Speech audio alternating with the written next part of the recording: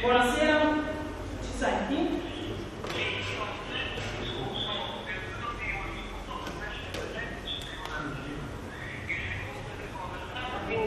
Ci sentirà male, tuttavia,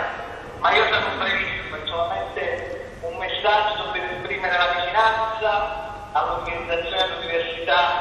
Liatrati, l'organizzazione tua, e soprattutto per saldare il rapporto con il territorio pugliese, che l'università ha nella terza missione appunto quella di intercettare i fabbisogni locali e quelli che creano sviluppo con il territorio, soprattutto per creare percorsi formativi quanto più spediti al mercato del lavoro locale.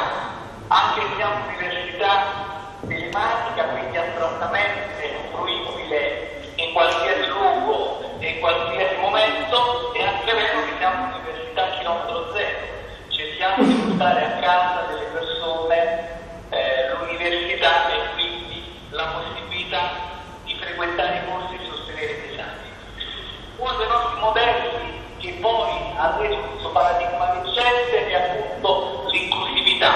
un settore artistico millenario, solenne, importante come quello universitario, negli ultimi anni, decenni forse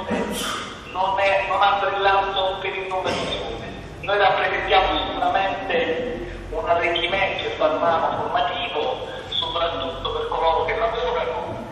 e soprattutto per coloro che hanno difficoltà di mobilità o per i diversamente abili. Non da ultimo, negli ultimi periodi, anche tanti giovani sono approcciati alle nostre metodologie. Per quanto riguarda la nostra proposta, soprattutto quella seminariale, come quella odierna, di cui state portando avanti brillantemente, posso solo dire che l'Università Pegaso è l'università che fa più attività convenistiche in Italia e lo fa soprattutto nel concetto, quello un po' americano, di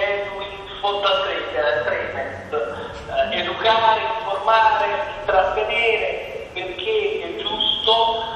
confrontarsi sotto un aspetto anche dialettico con le varie parti sociali, con le varie professioni, con i cambiamenti che intervengono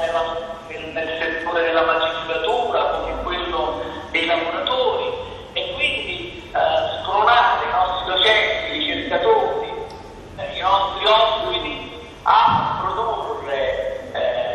un elemento culturale che possa dare un valore aggiunto ai nostri studenti. Tant'è vero che la maggior parte dei nostri convegni, e mi auguro di non fare brutta figura anche questo giorno, è registrato proprio affinché gli studenti possano poi vederlo e discuterlo attraverso gli strumenti, non solo di piattaforma, ma anche quelli sociali, quali Facebook e Twitter. Ora, non mi dilungo troppo e quindi vi do un in bocca al lupo, un affettuoso saluto alla famiglia Contraddolfo e buon proseguimento della sera. Grazie Presidente, grazie Danilo, un saluto da tutti noi.